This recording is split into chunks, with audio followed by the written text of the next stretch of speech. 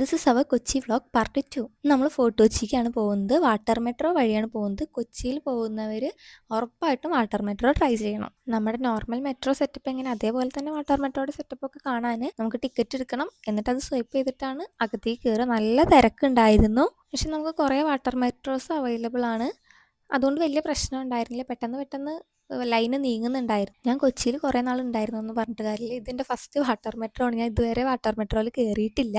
എനിക്കതിനുള്ള അവസരം കിട്ടാനിട്ടൊന്നുമില്ല. എനിക്കെന്തോ അങ്ങനെ പോകണം തോന്നിയിട്ടില്ല. ഇപ്പോഴാണ് ഞാൻ അതിൽ കയറാൻ പോകുന്നത്. പക്ഷെ അതൊരു നല്ല എക്സ്പീരിയൻസ് ആയിരുന്നു. ഞങ്ങൾ പോകുമ്പോൾ മഴ ഉണ്ടായിരുന്നു. അതാണ് എനിക്ക് ചെറിയൊരു നെഗറ്റീവായിട്ട് തോന്നിയൊരു കാര്യം. കാലാവസ്ഥയുടെ പ്രശ്നം. അതല്ലെങ്കിൽ നല്ല അടിപൊളിയാണ്. നമുക്ക് അടിപൊളിയായിട്ട് പുറത്തെ വ്യൂസും കാര്യങ്ങളും എല്ലാതും കാണാം. എ സി ആണ്.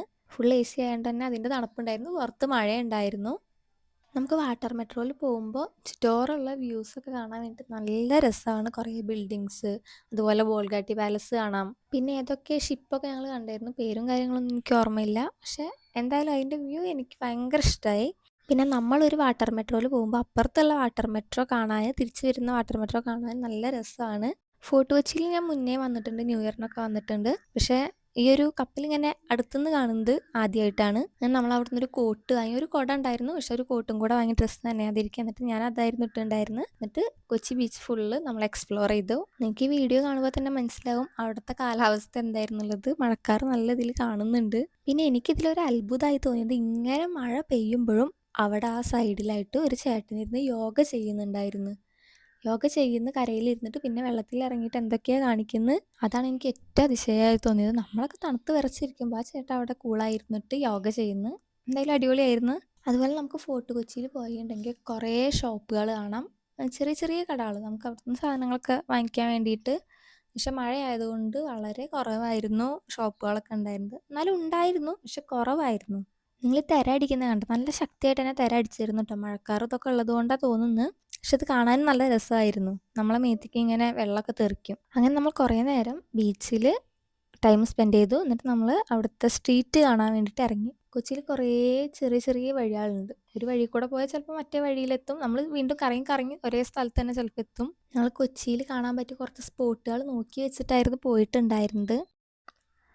നമ്മൾ കൊച്ചി ഇടവഴികളിലൂടെയൊക്കെ നടന്നിട്ട് ന്യൂ ഇയറിന് പാപ്പാനീനെ കത്തിക്കുന്ന ഗ്രൗണ്ടിലേക്ക് എത്തി. ഇതാണ് ആ ഗ്രൗണ്ട്. ഇവിടുത്തെ എല്ലാ സ്ഥലങ്ങളും വീടുകളൊക്കെ നല്ല അലങ്കരിച്ചിട്ട് വെച്ചിട്ട് പോസ്റ്റ് ഓഫീസൊക്കെ നല്ല എസ്തെറ്റിക് രീതിയിലാണ് ആക്കിയുള്ളത്.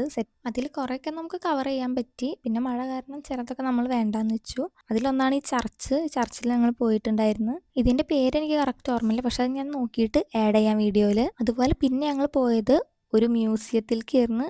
അവിടുത്തെ കുറച്ച് കാഴ്ചകളാണ് ഇതൊക്കെ. പഴയ പാത്രങ്ങളും കാര്യങ്ങളൊക്കെ. ശരിക്കും മ്യൂസിയം നമ്മുടെ പ്ലാനിൽ ഉണ്ടായിരുന്നില്ല. പിന്നെ മഴ ആയതുകൊണ്ട് നമ്മളിങ്ങനെ സെർച്ച് ചെയ്തപ്പോൾ മ്യൂസിയം കിട്ടി. അപ്പോൾ അവിടെ കുറച്ച് നേരം കയറിക്കാലോ എന്ന് വിചാരിച്ച് അങ്ങനെ കയറി. ഇവിടെ 50 രൂപയാണ് ടിക്കറ്റ് എന്നാണ് എൻ്റെ ഓർമ്മ. പിന്നെയും കുറച്ച് സ്ഥലത്ത് പോയി. പക്ഷേ ഫോണിൽ ചാർജ് ഇല്ലാത്തതുകൊണ്ട് ഞാൻ എടുത്തിട്ടുണ്ടായിരുന്നില്ല വീഡിയോസ്. വൈകുന്നേരം 5 മണിക്കായിരുന്നു നമ്മുടെ റിട്ടേൺ ട്രെയിൻ. 5 മണിക്കോ 5:30ക്കോ ആണ് നമ്മുടെ റിട്ടേൺ ട്രെയിൻ ഉണ്ടായിരുന്നത്. അതുകൊണ്ട് തന്നെ കുറച്ച് നേരം വാട്ടർ മെട്രോയിൽ വെയിറ്റ് ചെയ്യണമെന്നും ഉള്ളതുകൊണ്ട് നമ്മൾ അവിടുന്ന് ഉച്ച കഴിഞ്ഞൊരു 3 മണിയൊക്കെ ആവാൻ നേരത്തെ തന്നെ തിരിച്ച് വന്നിട്ടുണ്ടായിരുന്നു. അപ്പോൾ നിങ്ങൾ കൊച്ചിയിൽ ഇതുവരെ പോവാത്തവരാണെങ്കിൽ ഒട്ടും ലേറ്റ് ആക്കണ്ട. നിങ്ങൾ പോകുമ്പോൾ ഹിൽ പാലസ് മ്യൂസിയം കൂടെ മസ്റ്റായിട്ടും വിസിറ്റ് ചെയ്യണം. ബസ്, മെട്രോ, റാപ്പിഡോ, ഊബർ ഇതൊക്കെ നിങ്ങൾക്ക് ട്രാവലിന് യൂസ് ചെയ്യാം അവിടെ. ബൈ.